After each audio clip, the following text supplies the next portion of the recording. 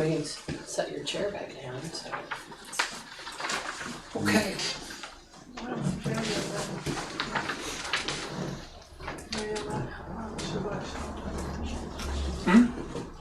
Doesn't that say Bayalek?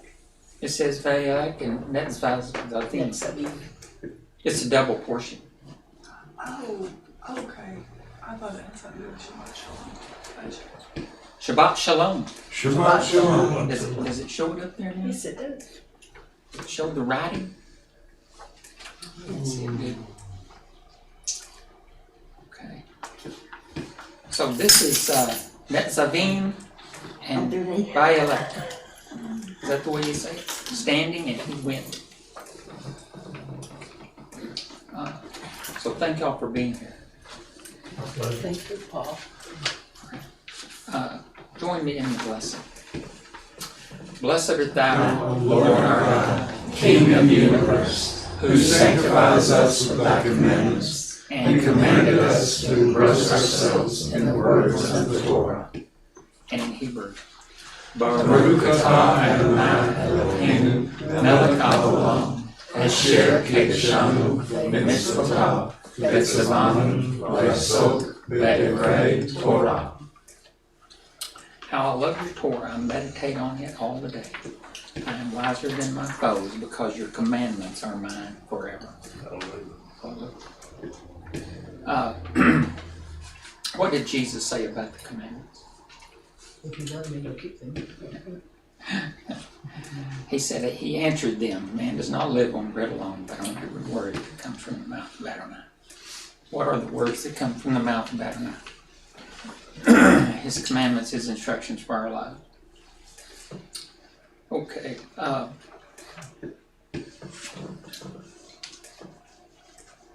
We made it. All right. This week, Netzavim and Bayalek. It's kind of interesting. On the top part, it's God's fidelity assured. That's where it starts out, and it ends with Moses and Joshua. Crashing it. It's probably Maria and Francisco. Crashing it. Crashing the party. Yes. Okay. Sunglasses. You have to sit at the table. Is the table or is the chair? Yes. You want me to sit on the table? Anyway, it starts out with God's fidelity assured, and Moses and Joshua, and it ends with Moses and Joshua receiving God's charge. And right in the middle is Joshua becomes Moses' successor. And it's interesting, Moses and Joshua are pictures of Yeshua. Don't know that? How is Moses a picture of Yeshua? Redeemer. Yeah, he led them out of bondage, but he also offered to give his life for the sin of the people. In other words, when they sinned in the golden calf, he said, well, kill me, but let them live. And how is Joshua? Led them into the promised land. Yeah, he leads them into the promised land. And so how does Jesus fulfill both of those? He gave his life at the cross, and he will return to bring us to him. That's the promised land, right? Okay. So what about death? Death is abhorrent, and one of the obligations to strive, we are obligated to strive against it. Just as Moses beseeched God for reprieve, so too Yeshua struggles for life. Ultimately, both Moses and the Master surrendered to the will of the Father, not as I will, but as thou wilt, as you will. They found life in submission to the Father. They chose life even in death. So, when we become followers of Yeshua, when we recognize that Yeshua died and rose again, that's as James Tour puts, that's a pretty high standard. You have to believe that God exists, and he came as Yeshua, that he died and he was resurrected.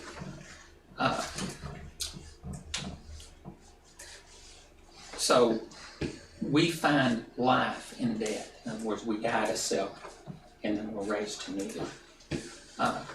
For whoever wishes to save his life will lose it, but whoever loses his life for my sake will find it. And how's that played out in our lives? Martyrdom. No, not necessarily. Others Living sacrifice. Well, that's letting God be in charge of our life. Not my will, but your will be done. In other words, if you're a living sacrifice, you're saying, if you see someone hungry, you feed them. You know, I mean, you're looking after your fellow man. You know, in the Torah, God says, if you keep my commandments, there will be no poor among you.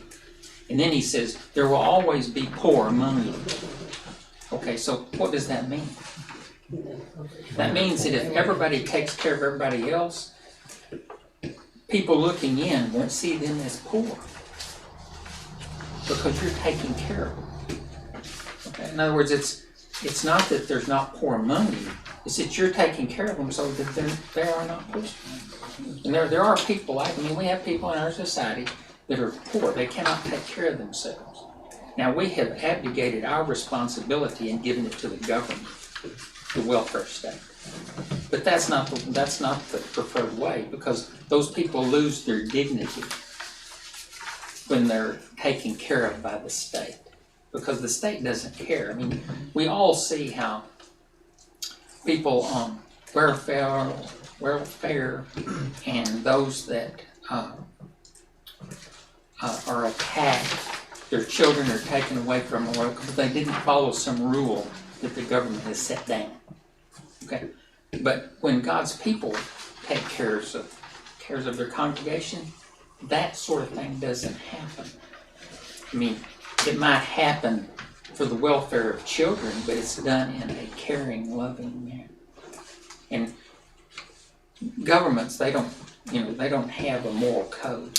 They have a job. So, anyway, it's one of the things that we're going to discuss later. So, moving right along. Let's get off my soapbox. Portion 1. Deuteronomy 29, 10 through 29. You are standing today, all of you, before the Lord your God, the heads of your tribes, your elders, and your officers, all men of Israel, your little ones, your wives, and the sojourner who is in your camp, from the one who chops your wood to the one who draws your water, so that you may enter into the sworn covenant of the Lord your God, which the Lord your God is making with you today, that he may establish you today as his people, and that he may be your God as he promised you, and he swore to your fathers, to Abraham, to Isaac, and to Jacob. It is not with you alone that I am making this sworn covenant, but with whoever is standing here with us today before the Lord our God, and with whoever is not here with us today. You know how we lived in the land of Egypt, and how we came through the midst of the nations through which you passed. And you have seen their detestable things, their idols of wood and stone, of silver and gold, which were among them. Beware lest there be among you a man or a woman or a clan or tribe whose heart is turning away today from the Lord our God to go and serve the gods of those nations. Beware lest there be among you a root bearing poisonous and bitter fruit, one who, when he hears the words of this sworn covenant, blesses himself in his heart, saying, I shall be safe, though I walk in the stubbornness of my heart. This will lead to the sweeping away of moist and dry alike. The Lord will not be willing to forgive him, but rather the anger of the Lord and his jealousy will smoke against that man, and the curses written in this book will settle upon him, and the Lord will blot out his name from under heaven. And the Lord will single him out from all the tribes of Israel for calamity in accordance with all the curses of the covenant written in this book of the law. And the next generation, your children who rise up after you, and the foreigner who comes from a far land, will say when they see the affliction of this land and the sickness with which the Lord has made it sick, The whole land burned out with brimstone and salt, nothing sown and nothing growing, where no plant can sprout. An overthrow like that of Sodom and Gomorrah, Adamah and Zeboim, which the Lord overthrew in his anger and wrath. All the nations will say, why has the Lord done thus to the land? What caused the heat of this great anger? Then people will say, it is because they abandoned the covenant of the Lord, the God of their fathers, which he made with them when he brought them out of the land of Egypt, and went and served other gods and worshipped them, gods whom they had not known and whom he had not allotted to them. Therefore the anger of the Lord was kindled against the land, bringing upon it all the curses written in this book. And the Lord uprooted them from their land in anger and fury and great wrath, and cast them into another land as they are this day. The secret things belong to the Lord our God, but the things that are revealed belong to us, to our children forever, that we may do all the words of this law. Morning, Joseph. Morning. Okay, what does the word nitzavim mean? Standing. Okay. It's from the verb nitzav, meaning to stand upright, to be established as a pillar. Unlike the usual word for standing, the word nitzavim has the connotation of strength and a powerful stance. Though you will suffer through curses, in the end you shall stand. God will preserve Israel, the covenant of song. Well, y'all believe that? Okay, where were the people standing? For the Lord their God. In the presence of the Ark of the Covenant in the plains of Moab, just east of the Jordan River, where Moses was giving his final address. The plains of Moab. So what does the plains of Moab indicate?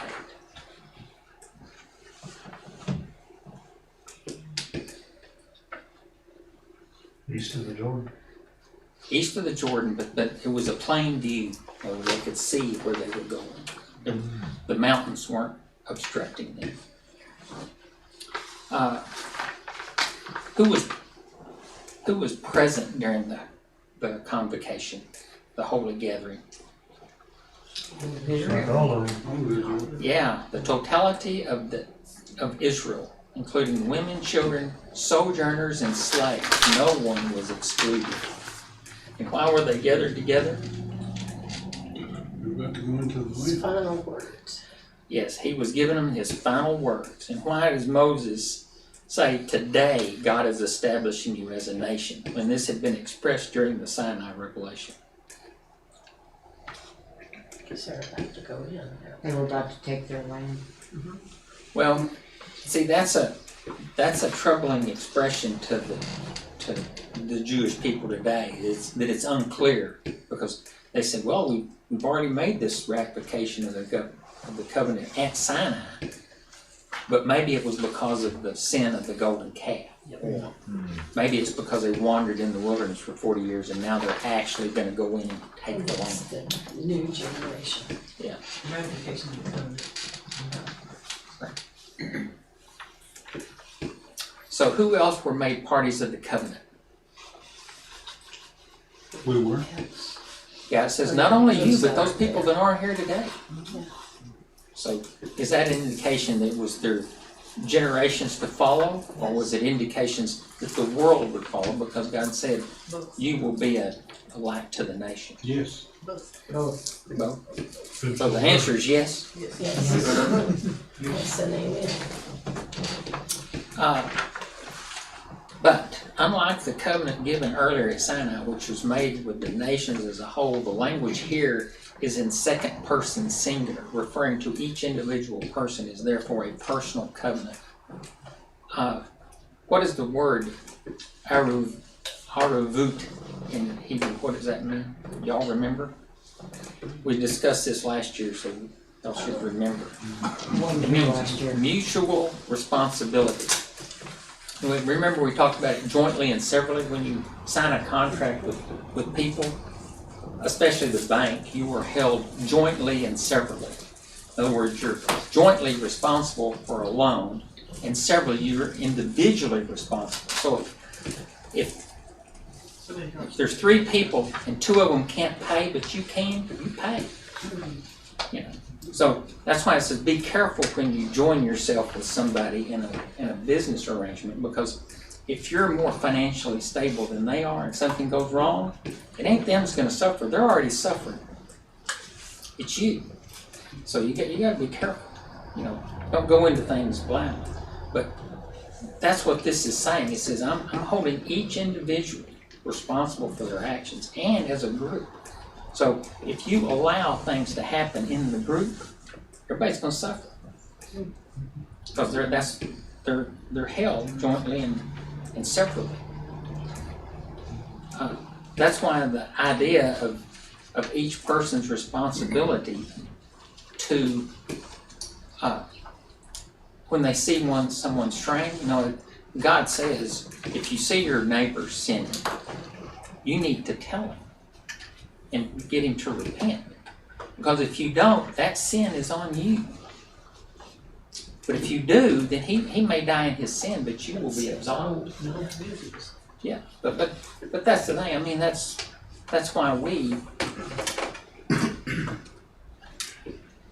But you have to be ready to identify sin in your midst.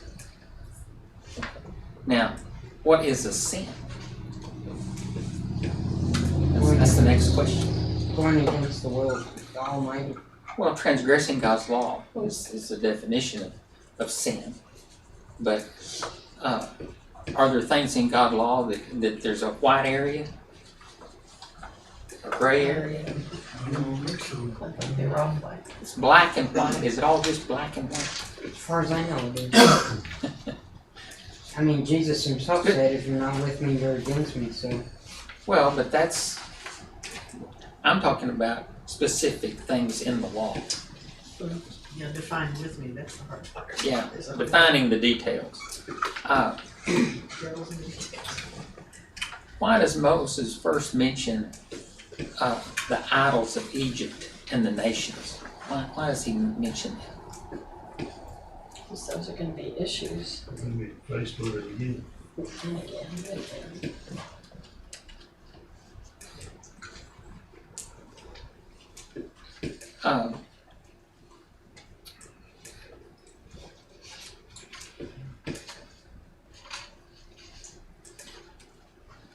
Well, the thing about it is, it's the concept of, a little sin spoils the pot.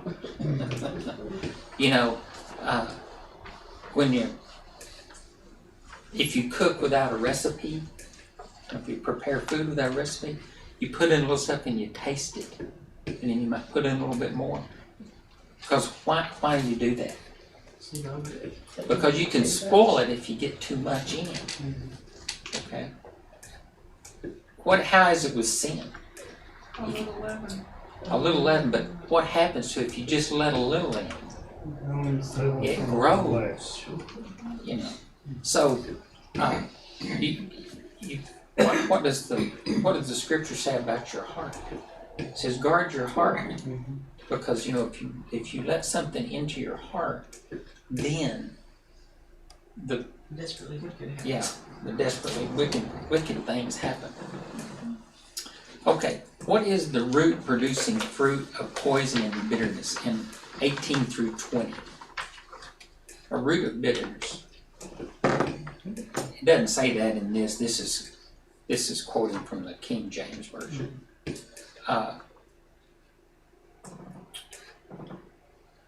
When a person fails because of self-deception, in other words, it's talking about, I will say to myself, I'll be okay.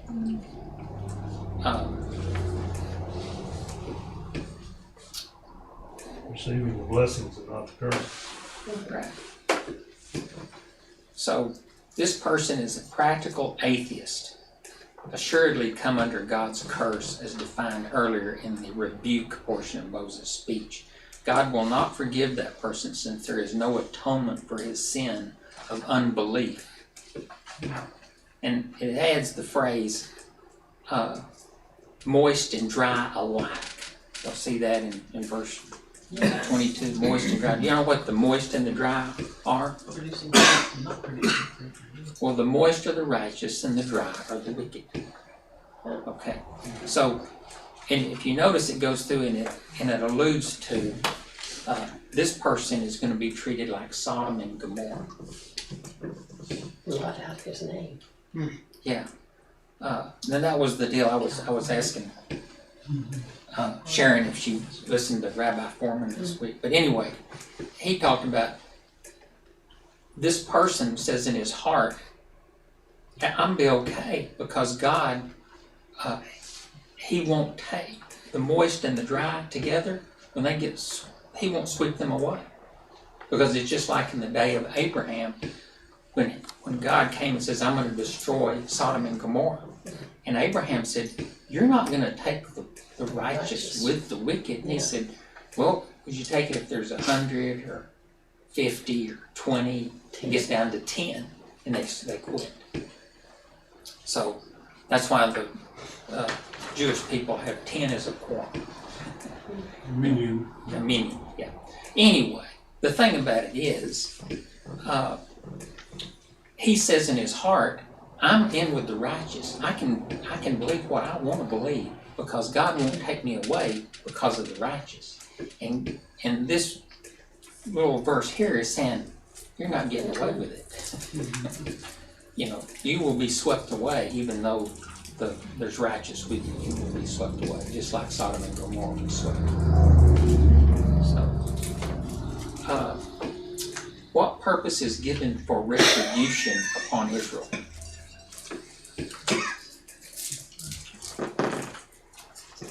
Says because they abandoned the covenant. Well, yes. God's punishment would be seen by the nations, and everyone would understand that it could not have come about by chance. The nations would then recognize that because Israel, the people of Israel abandoned their covenant.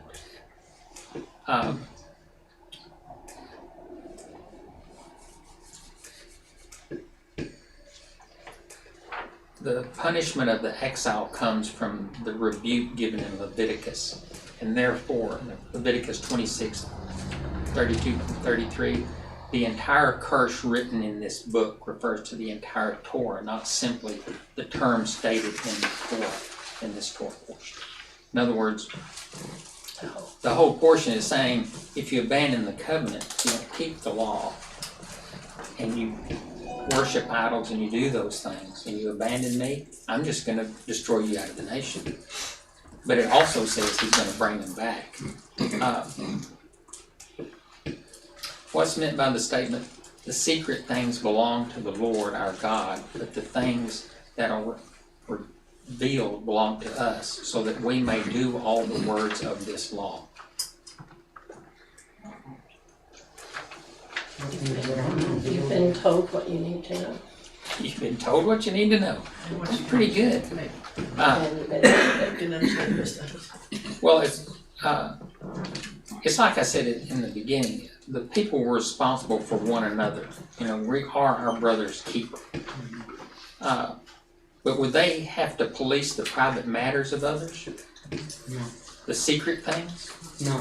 In other words, you can't intrude into people's lives, but if things become obvious, then you should. So, people were responsible for what was revealed. In other words, God says, if evil reveals itself, address it. But if you can't see it, you can't address it.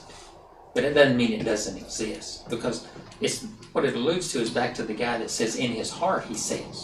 He says in his heart he's not promoting it outside, but he's an evil person because he has thought to himself. And that's the same thought that Satan had. He said to himself, I will ascend above the Most High. I will sit in his seat. So,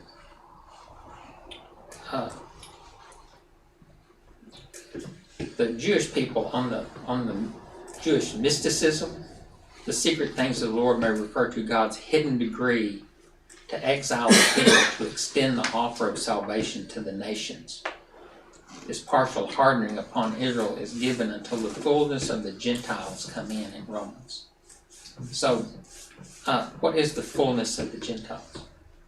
That's always puzzled me. Everybody that's a Gentile that's going to be saved, I guess, is what it means. That's all I understand. Or is it the preaching of the gospel?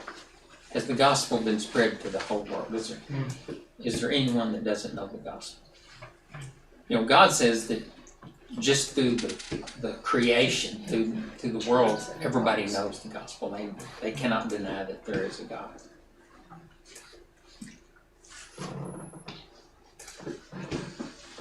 They're doing their best to prove that he doesn't exist, though.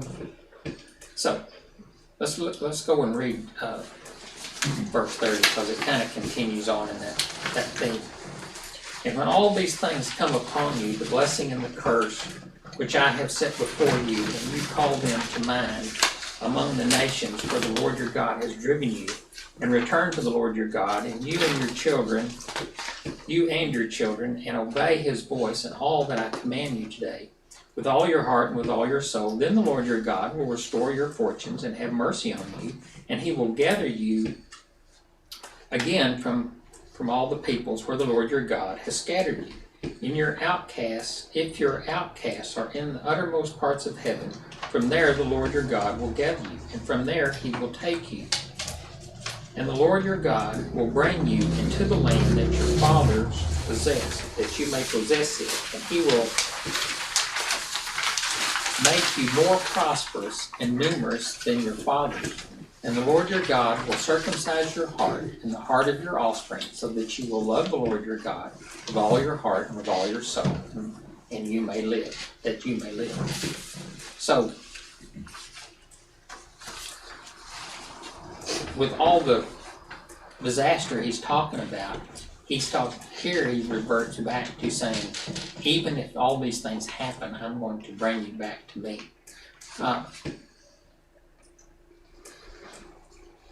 So, did Moses foretell what would happen, the blessing and the curse in the latter days here? It says, after the people experienced both the blessing and the curse, the tribulation, while Israel is scattered among the nations,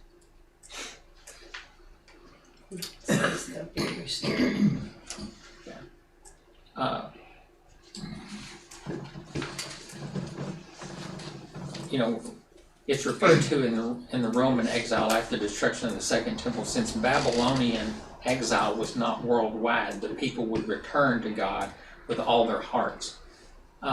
God will return your captivity. In 30 verse 3, it uses a grammatical construction that implies that God will return with them. Lord your God will return with your captivity. In Zephaniah 3:20 it says,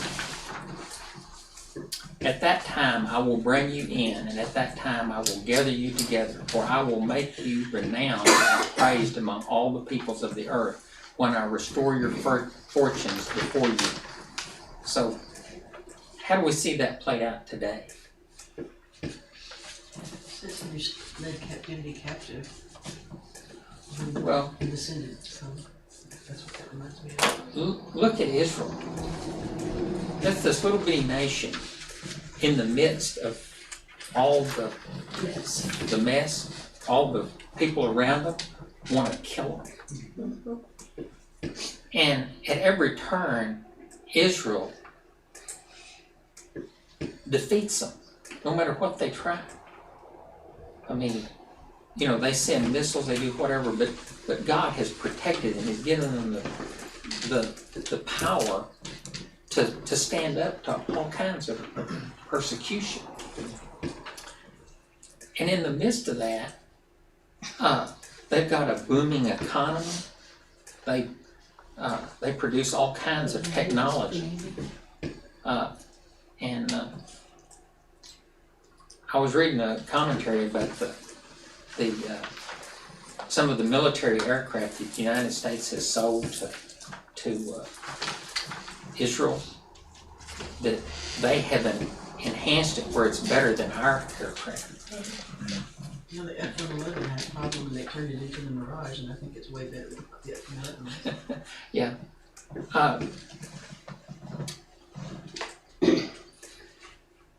So in Isaiah, it says, "We are these that fly like a cloud, and like doves to their windows." You know, it kind of refers to it that there'll be two returns. People that are in Israel when Yeshua returned, and those that are brought back after the return. So it's a double return. In other words, there's people that are being drawn into Israel now, but then everyone that believes is going to be brought back to Israel, and that's why it's going to be a huge place.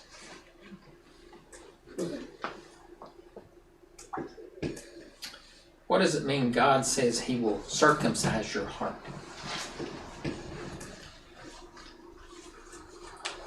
Wait, what doesn't belong there? Well, circumcision is about removing the outer to reveal the inner, more sensitive part. In other words, if you've hardened your heart, that hardening is taken away and you become more sensitive. In other words, you know how there's some people that empathize. You know, if you have some problem, they're very supportive. They empathize with your condition, and they're drawn to help you. Well, that's circumcision of your heart. When you're drawn toward people that have repented, or you're drawn toward people that are in need, or those things. That means you have a circumcised heart.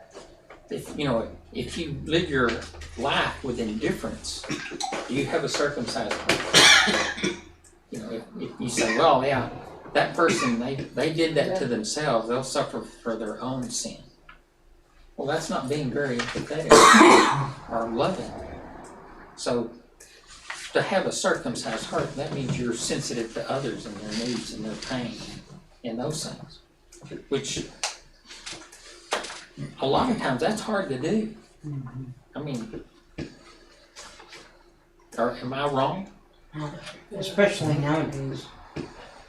Well, yeah, especially nowadays. Especially, I mean, we have road rage and all kinds of stuff that goes on that doesn't make any sense. I like the story about when our son Patrick was in the detention center, and they had a program called rational behavior training.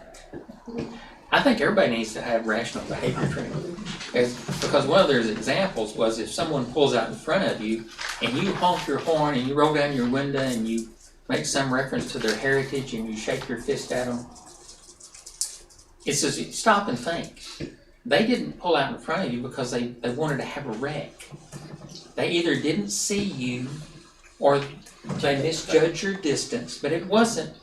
They weren't mad at you. Step back a minute, think about it. You can decide whether to be mad or to say, oh, I avoided an accident. And when they do pull out and you have an accident, they didn't want it any worse than you did. Think. But people don't. They react, they don't think. So one of the things that I try to do is when something happens, I stop and say, now let's think about this before we make any irrational choices. So it's important to remember that God gave you a brain, and don't take it out and lay it on the floor and forget that you had it. So we're ready for number 4? 3. Or is it 3? 3. And the Lord your God, I gotta push this. And the Lord your God will put all these curses on your foes and enemies who persecuted you, and you shall again obey the voice of the Lord and keep His commandments that I command you today.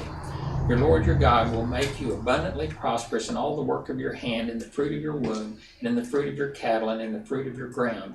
For the Lord will again take delight in prospering you, as He took delight in your fathers, when you obey the voice of the Lord your God to keep His commandments and His statutes that are written in this book of the law. when you turn to the Lord your God with all your heart and with all your soul. For this commandment that I command you today is not too hard for you, neither is far off. It is not in heaven that you should say, who will ascend to heaven for us and bring it to us that we may hear it and do it?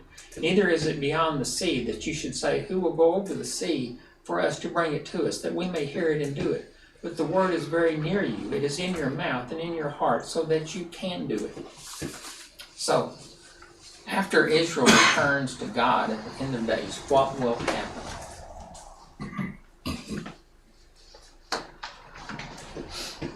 What's going to happen?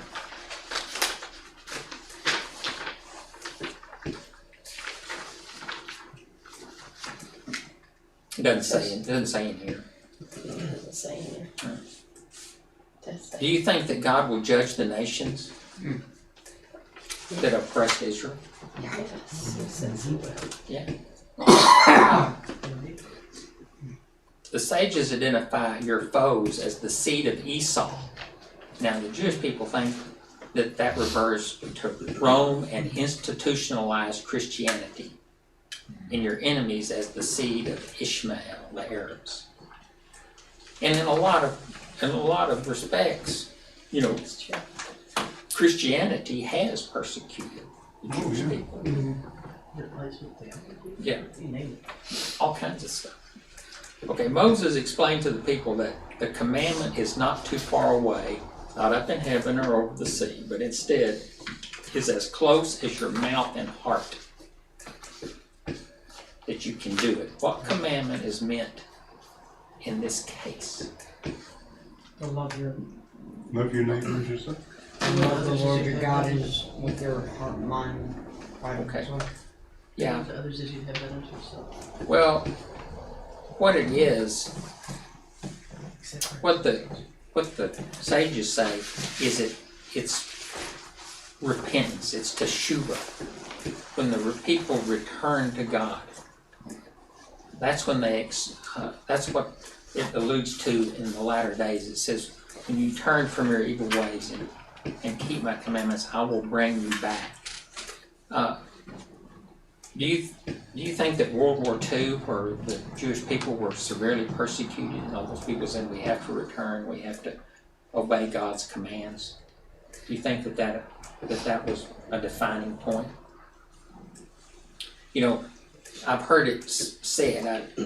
I read it somewhere. I don't remember where, but back before World War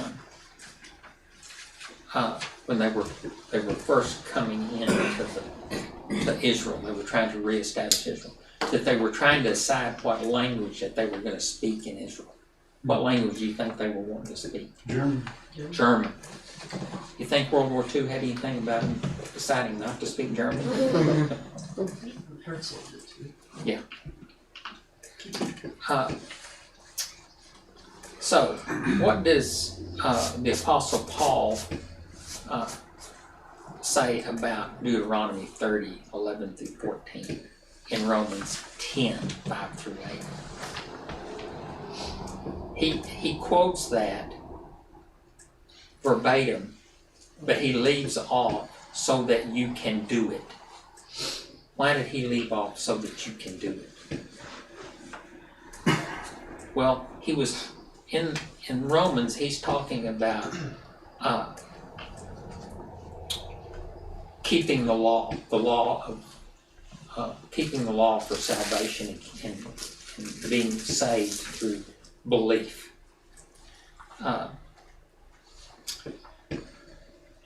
His whole message is, if you don't believe, you cannot be saved.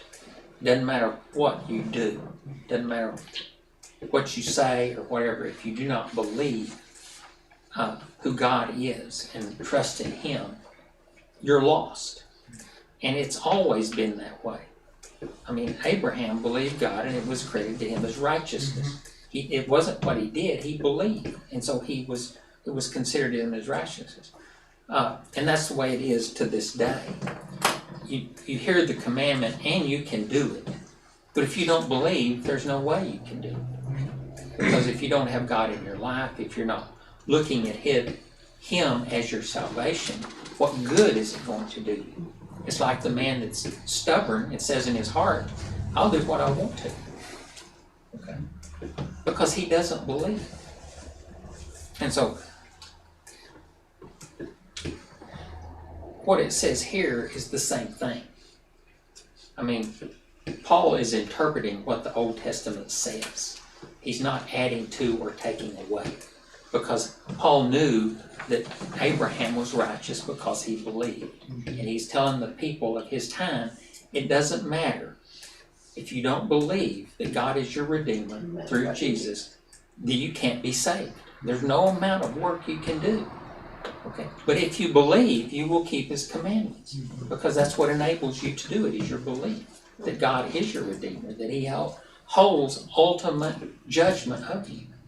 And so if you're not on that path, which is the narrow path, wide is the path that leads to destruction, but narrow is the way, and few that find it. Okay?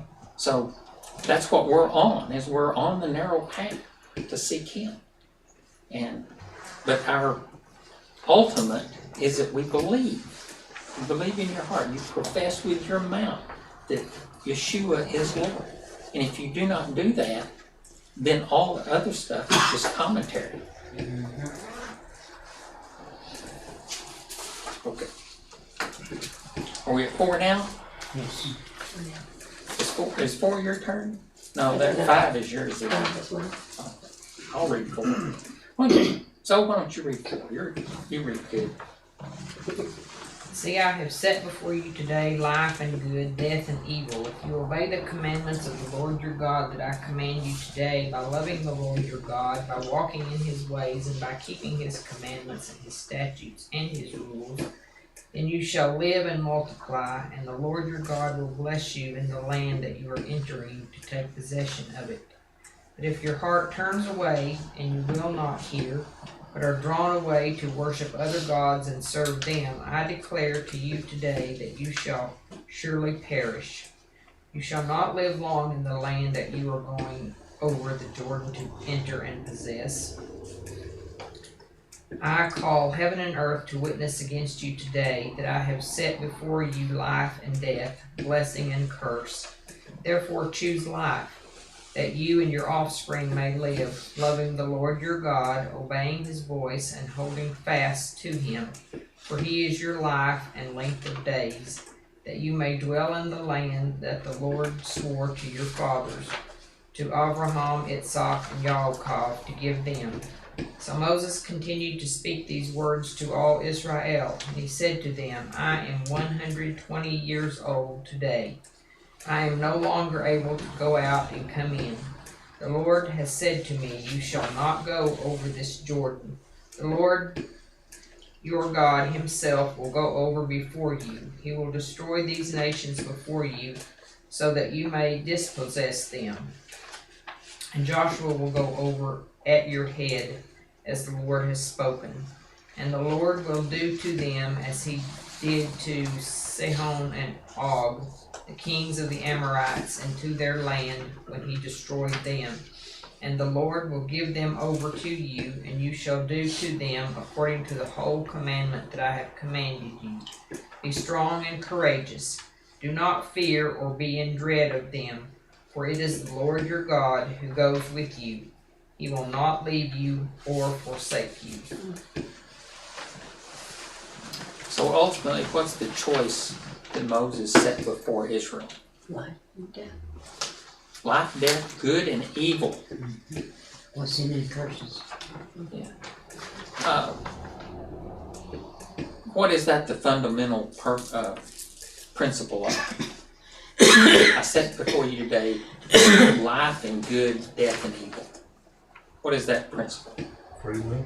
Free will. That's right.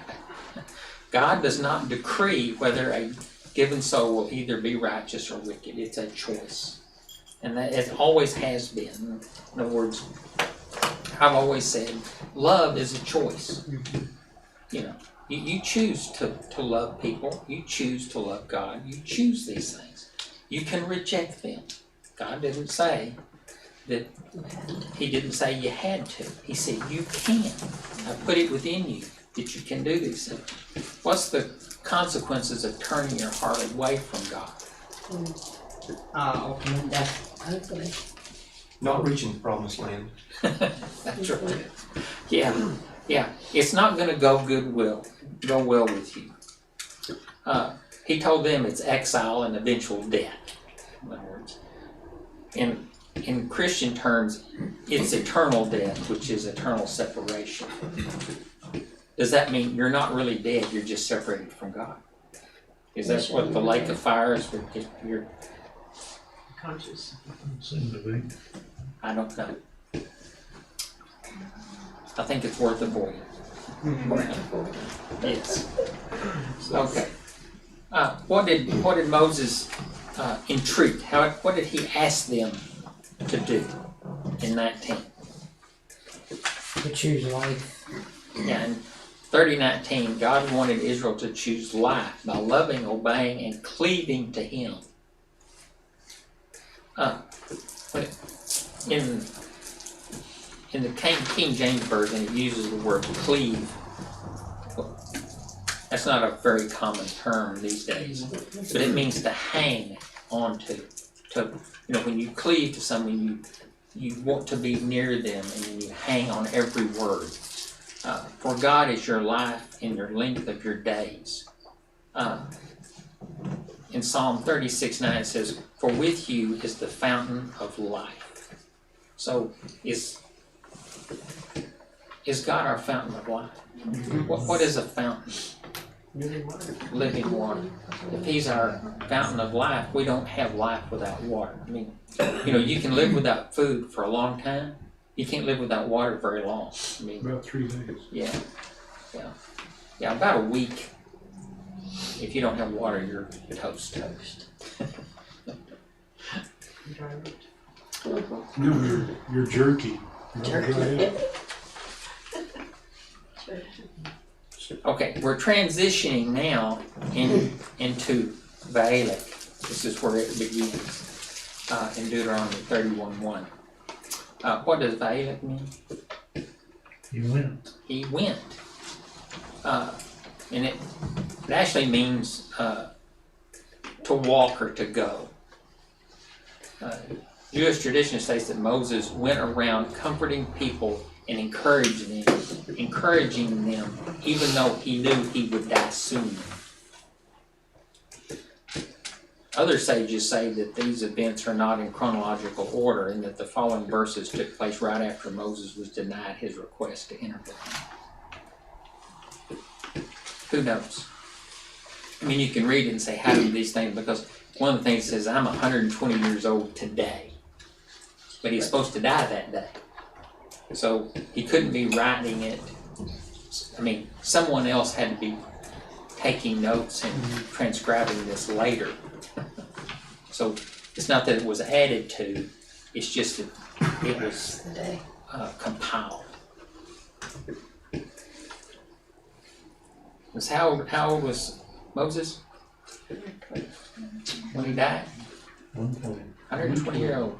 And what's the Jewish people when they say if they want to give you a blessing? May you live to be 120 years old. What's the day? Thank you. Thank you. You don't want to live to be 120? No. If you're in good health and good spirits, you don't want to be 120. Not in this world. No. This is God's world. True, but it's also Satan's world too. Okay, so what is Moses' birthday? Have y'all ever figured that out? Do you know? You don't know? Adar 7, the 7th of Adar.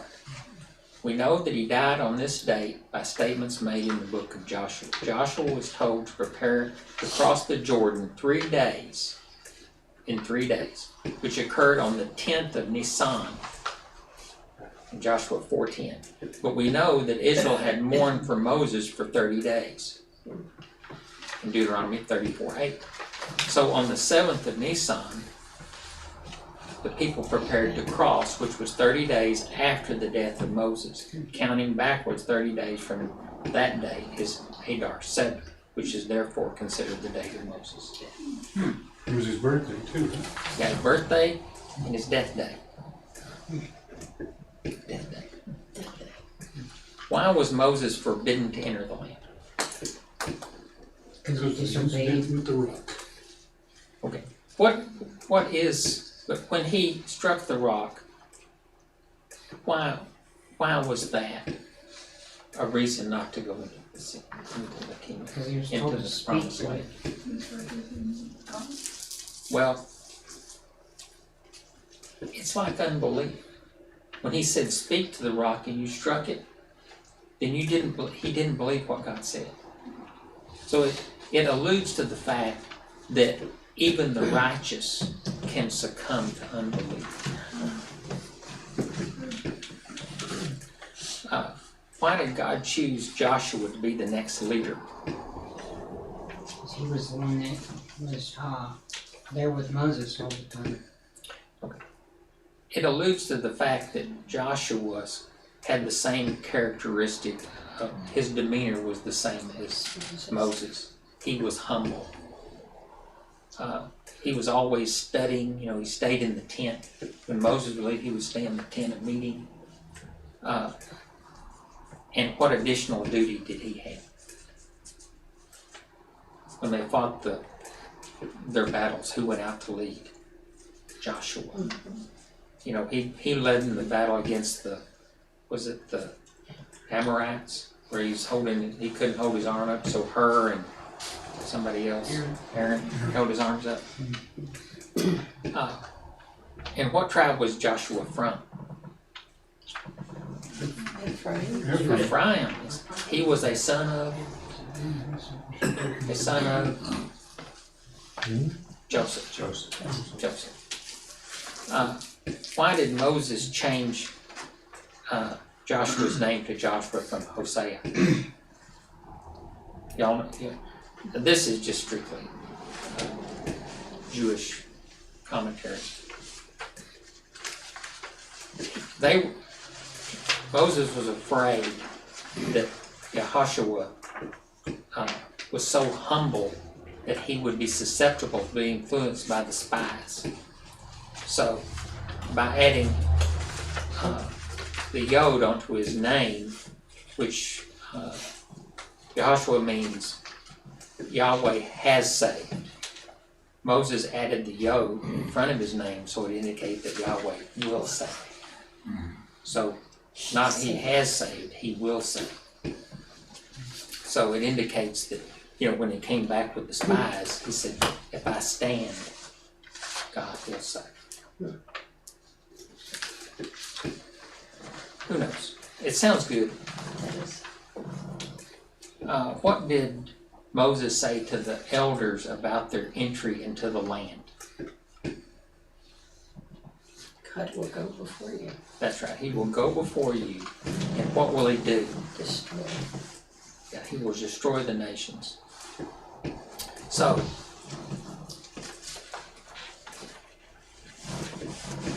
even though warfare was necessary, the success of Israel's people was secured. All they had to do was be there and walk in faith. Now, so he sends them into the land. He says, I'm going to go before you. I'm going to defeat all your enemies. I'm going to go before you. All you have to do is walk in faith. How's that a picture of us? I mean, is not accepting Christ and living a life, isn't that what we're called to do? Mm-hmm. Because we say that God goes before us because we walk in faith. Walk by faith, not by sight. That's right. So, it's the same concept. I mean, you're going into the land. Don't be afraid. Don't be discouraged. I'm going before you. In modern terms, it says, I'll be with you. I got your back. Well, God is saying, I'm going before you. You don't have to worry about your back. Okay. What were the people required to do? Which I just said. Trust and believe. Be strong and with good courage. And if you notice, that's the same thing that God tells Joshua when he puts him in charge. He said, don't worry, you will not fail. I will not forsake you.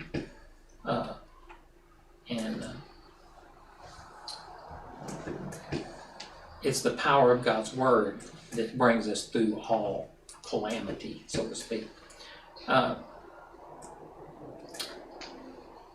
When God speaks this, when he tells the people, be strong and have good courage, it's written in the singular. It's written to each person.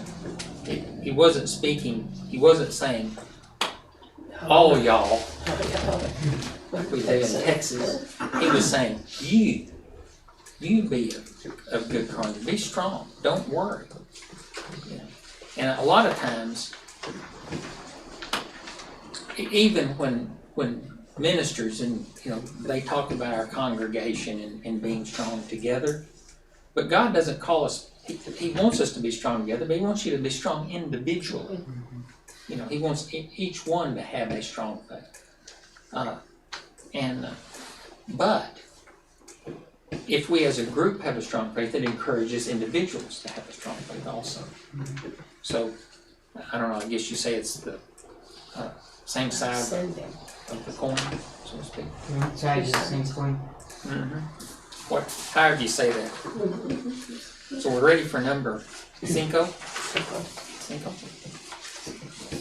That's what I say for you. For me, okay. It's not. Because that's about all the Spanish I understand. Yeah, that's right. How to count to 10. Then Moses summoned Joshua and said to him in the sight of all Israel, be strong and courageous, for you shall go with this people into the land that the Lord has sworn to their fathers to give them, and you shall put them in possession of it. It is the Lord who goes before you. He will be with you. He will not leave you or forsake you. Do not fear or be dismayed. Then Moses wrote this law and gave it to the priests, the sons of Levi, who carried the ark of the covenant of Yahweh, and to all the elders of Israel. And Moses commanded them, at the end of every 7 years, at the set time in the year of release, at the Feast of Booths, when all Israel comes to appear before Yahweh your Elohim, at the place that he will choose, you shall read the law before all Israel in their hearing. Assemble the people, men, women, and little ones, and the sojourner within your towns, that they may hear and learn to fear Yahweh your Elohim, and be careful to do all the words of this law. And that their children who have not known it may hear, and learn to fear the Yahweh your Elohim, as long as you live in the land that you are going over the Jordan to possess. That was 5. Yeah, that's it. See, you got off easy. I know. Moses told Joshua the same thing that he told the people, to be of good courage. So he told him, Kazak Ematz. Y'all know what that translates to in English? Be strong and brave. Right. Because the Lord would be with him and would not leave him or forsake him. The Hebrew is lo tira velo takat. Do not be afraid or dismayed. This is the same message Moses gave to the nation. But what is this called when he told him these things? When he brings him up to the front. Passing the torch. Yes, a public commissioning.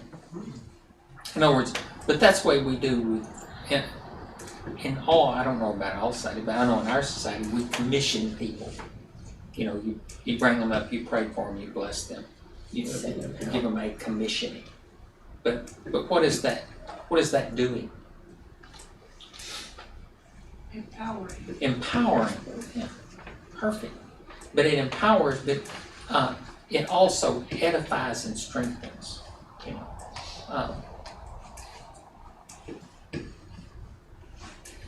But all these things that we do, what are we trying to accomplish?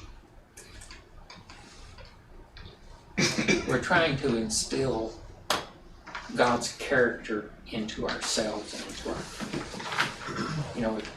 our, if we don't look at God as the righteous God, and that, we want to love God and love the things that He loves and hate the things that He hates. And so if we're going to do that, we have to instill those concepts in ourselves so that we take on the character of God. We don't become God, but we become like Him. Imagers. Yeah. So whom did Moses give the scrolls to? Levites. Right. Priests. Yes, he gave them to the Levites. And when did he command the entire nation together to hear the law? Looks like Sukkot. Yes, on the Shemitah, on the year of release. So every 7 years they had to read the entire law. But it wasn't just the nation, it was everybody in the nation, the sojourner, and everybody. So that everybody would learn to fear.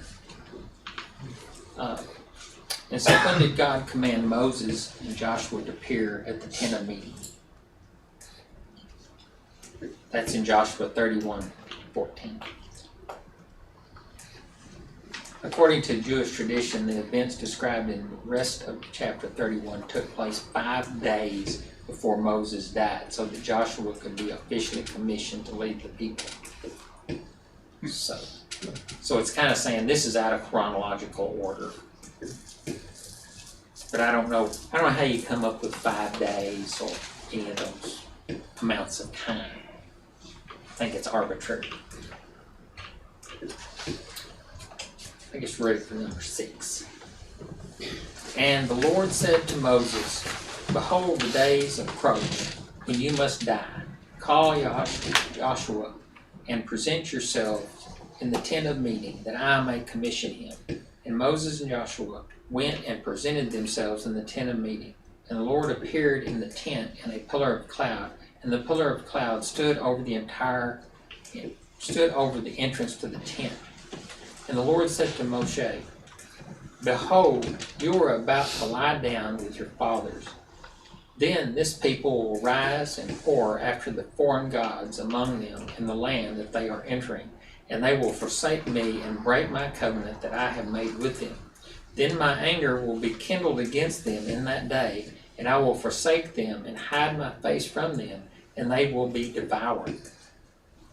And many evils and troubles will come upon them, so that they will say in that day, have not these evils come upon us because of our God, because our God is not among us? And I will surely hide my face in that day because of all the evil that they have done, because they have turned to other gods. Now therefore, write this song and teach it to the people of Israel. Put it in their mouths, that this song may be a witness for me against the people of Israel. So, when God appeared at the tent as a pillar of cloud, what did he say to Moses? In Deuteronomy 31:15-16. He was already telling them that they're gonna turn away from me, and I'm gonna do this and. Well, he said, rise up and stray after alien gods. So he told them they're going to do exactly what I don't want them to do. Mm-hmm. So do you think this was to be fulfilled so that the nations could be drawn? That it was part of God's plan, since he said this is what's going to happen? Again, jealous. So what did God say he would do when the people broke the covenant? he's gonna Hide turn his face. Yeah, hide his face. It says, I'm going to forsake them. So when it says he's going to hide his face, what is that the opposite of? The ironic blessing, right? He's not going to shine his face upon you and be gracious unto you. Note that the phrase hester panim, y'all know what hester panim is? Face. Hiding of the face. It's in the book of Esther. That's referred to in Esther because God isn't mentioned in Esther, but you see God's plan working out in Esther. So God's plan is being fulfilled step by step, even it's hidden within in the natural world.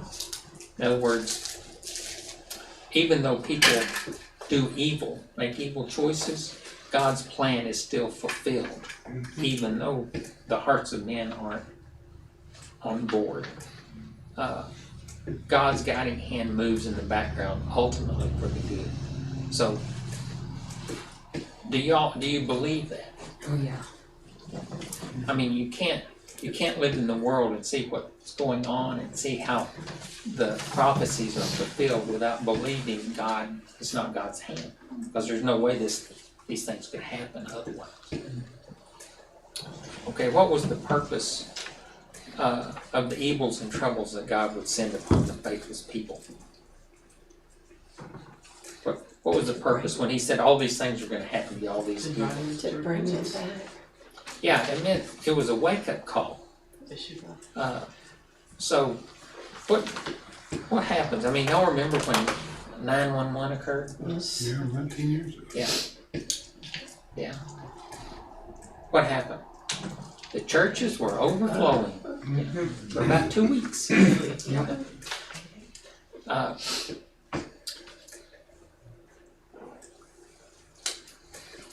But the people of Israel that were persecuted, that persecution's been going on for 2,000 years, and they've been out of the land. Now they've lived in pockets, but they've been scattered. You know, been in Russia, they've been in Europe, they've been all over. But have they been faithful? Not all of them. A remnant. There's always a remnant that's faithful, that have kept the Torah and have brought it with them and have proclaimed God's word. There's always been that. They're like all other people, but they're unlike other people in that they've kept their faith. They've kept the faith of Abraham, Isaac, and Jacob. I'm not saying that they have not all accepted Yeshua, but you know, I see these testimonies all the time on the internet that have won for Israel. Oh, I love that. Yeah. It's good. And there's lots of people. And most all their testimonies are, we never knew this. We thought that Jesus was a Catholic God. We had no idea he was Jewish. You know, I mean, there's a lot of things that have been hidden in the Jewish communities because they didn't want, you know, Jesus to be identified as a savior, that he was Jewish. Which that's kind of amazing to me.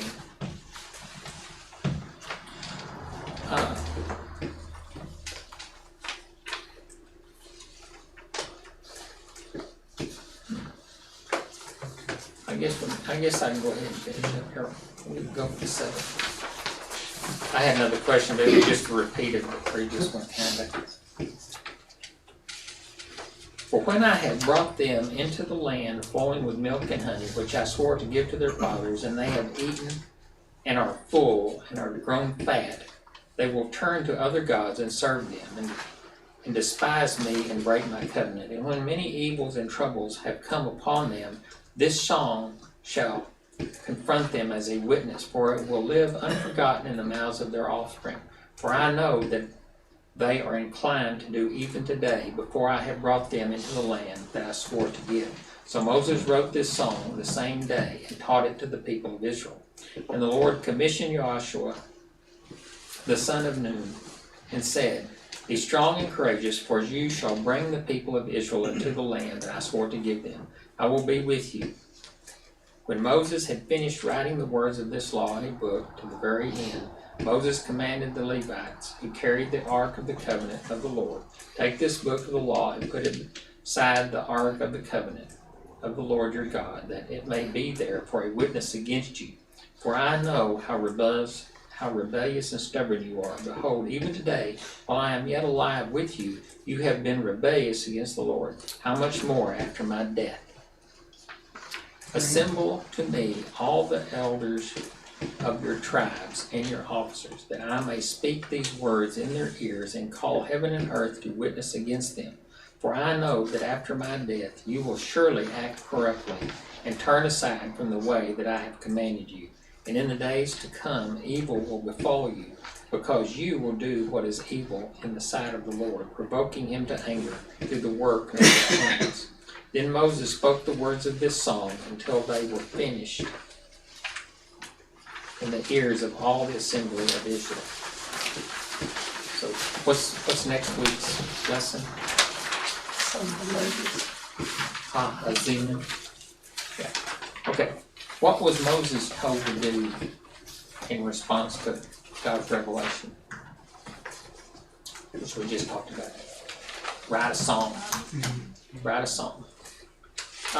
You notice how songs permeate a society? You know, good or bad. A lot of bad songs. But we remember songs. I mean, you know, I love songs. They bounce around in my head all the time. Why did Moses compose the song? I mean, when did Moses compose the song? Before he died. Well, the same day. He was commissioned and he wrote the song the same day. And like I say, it was 5 days, or at least Jewish tradition says it was 5 days before he died.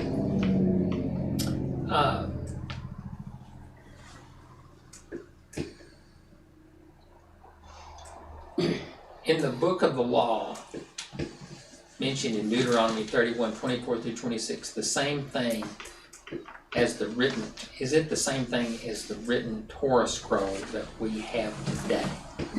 Do you think? When they were sitting there? How come? The covenant was in the ark, and the book of the law was inside the ark. Right. I mean, but the book of the law, is it the exact same thing that they had right then as we have today? The book of law that they put next to the ark. Well, they were told to care for it. Well, The exception of you- translation. Yes, I would say. you think they've added some commentary to it after that day to kind of fill in what Moses didn't write? Because he died, and he couldn't have written all the stuff that happened after he died. You know, some's been added because they put parentheses around it. Or italicized. Quotation marks, numbers. Yeah. Where was the book? You already answered. Where was the book placed? It was placed next to the Ark of the Covenant, but it wasn't placed into the Ark. That's only contained the tablets. It was placed next. Tablets, the golden saucer of manna, and the blooming staff of Aaron. Yeah. Well, only the tablets were in. Everything else was next to it. Because you couldn't put all that stuff in the little box. I mean, if you look at the dimensions, it wasn't real huge. Yeah. But what about people going next to the Ark of the Covenant? Better not. No one could go where the Ark of the Covenant was, could they? I mean, Except for the high priest once a year. once a year. But the point I'm getting at is, when they took down the tent of meeting, they covered it up where you couldn't see it. Only the high priest and the people that worked in the temple ever got to see it. So, you think that was a pretty high honor of putting those things next to the ark? Yeah. And Spoke of their holiness. now it's interesting. They used. The Jewish people say that Moses wrote 5 copies of the Torah. And he made 5 copies. And that he took the original copy, and that's the one that they put next to the ark, and he gave the 4 other copies to, like one to Joshua and leaders. And that if there was any discrepancy found, they had to go to the first copy to make sure that the others were correct. Have y'all ever heard that? No. I've never heard that in a whole lot. But I mean, that's one of the things in here that I was reading that said that he made 5 copies. And Is that in the oral Torah? yeah, well, it has to be. Yes. Yeah. Well, they'd have to have another copy, at least one, if that one went beside the How oral. can it be oral if they write it down? Well, but Joshua was supposed to write his own copy. He was going to lead him. He needed to have his own copy. And every leader was supposed to have That a was copy. Kings. Well, kings, I mean, a leader though. I didn't know that Joshua. They didn't call them kings. They weren't anointed, but they were leaders. But I was amazed. I mean, all through Judges, you know, the leaders and stuff, they quoted scripture. They knew their heritage. You know, So somebody read it too. hundreds of years after the things that happened, they still knew. You know, there's people in our country that That's Wayne Cagle was asking me today. He said, "Do you know anything about the Civil War?" And I said, "Yeah, I know all about it." And he said, "Well, when I was in school, they didn't teach us anything about the Civil War." You know, and I said, "You mean you don't know about Abraham Lincoln, blah, blah, blah?" And he said, "No." Can you imagine? I might have slept through that. It's ready to launch. It's a No, very I long was- nap. I was always interested in that kind of stuff. I like But it's like How about Texas history? history too. I have a question about the song. Who wrote it? He did. I was just, God wrote it and gave it to him. God says, write this song down. Right. He said, "Write this song down." It wasn't something that Moses Came conjured up. up. He wasn't a poet? Okay. How long did it take to sing that song? I don't know. Wow. It's a long song. So, what did Moses say to the Levites after he gave them the scrolls? In 31:27-30, what did he say to them? He gave them a tokakah. What's a tokakah? I'm just a cough. Rebuke. Oh. Remember we talked about tokakah being the rebuke? He rebuked them for their faithlessness and foretold that they would rebel against God after he had died. In other words, he gave the book to the Levites, and then he rebuked the Levites, saying, "You know, you guys aren't going to fulfill your job." Not good at teaching. Yeah, it's really funny, and I guess it's normal for people. You know, I'm telling you, you can't. You're going to do this, and then they go and do it. Speaking it Just into like- existence, I mean, Yeah. speaking of things that are not as though they are, Yeah. almost. Well, anyway, It's prophecy though. the thing about it is why is God's word given to us? Why is it important that we read these things? To teach his ways to us. Well, to say, this is an example of what my people that I called out. He says, I knew that they couldn't do it. You know, I knew that they were going to fail. But I gave these things as a witness to you. It's for our benefit that we get to read and say, you know, now of all times, we have the scriptures before us all the time. We have them on our phone, we have them on our computer. We have 6 copies at least at home of Bibles. We have New Testaments. We have books that quote. You know, they say that even if the New Testament hadn't been preserved, that there was enough commentaries during the time that they could have put it all back together. Just the commentaries that were written about what Paul and the apostles said. So we are surrounded by information. You know, if like what God says, we are without excuse. So we The can, only generation. what? This is the only generation. Yeah. It's never happened before. You Yeah, have a we- foundation to return to though, when the shaking starts happening. Well, that's right. I mean, it doesn't matter. It doesn't matter what you had and what you've read. It matters what you believe, because when the shaking starts, it matters what you believe, who you trust in, who you cleave to, and so that's one of the reasons that I have changed my attitude about tribulation. My attitude about it is if I'm cleaving to God, if I understand who He is, and then no matter what happens, I'm okay. Amen? So, I've got Calvin today because he's got a unique perspective on this. Y'all will like it. So you want some water, huh? Well, hell, I've got a big can of it. Yeah. It's up to me to decide if you get water or not. I control your fate. Your very lives are in my hands. Without me, you're as good as dead. Without me, you don't.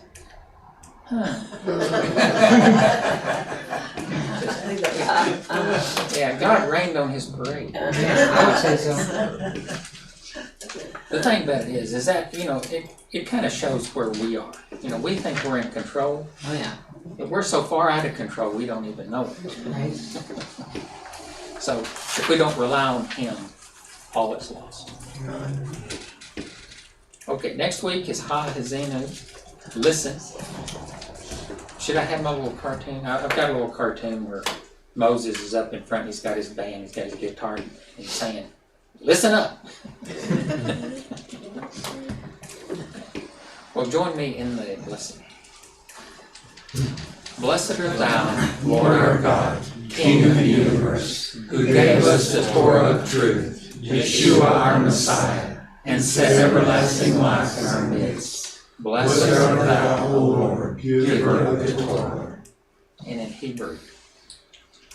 Baruch atah Adonai Eloheinu melech haolam, asher natan lanu Torah emet, Yeshua Meshikanu, v'kahi olam neta v'tekenu, Baruch atah Adonai noten ha-Torah. Great peace have those who love your law. Nothing can make them stumble.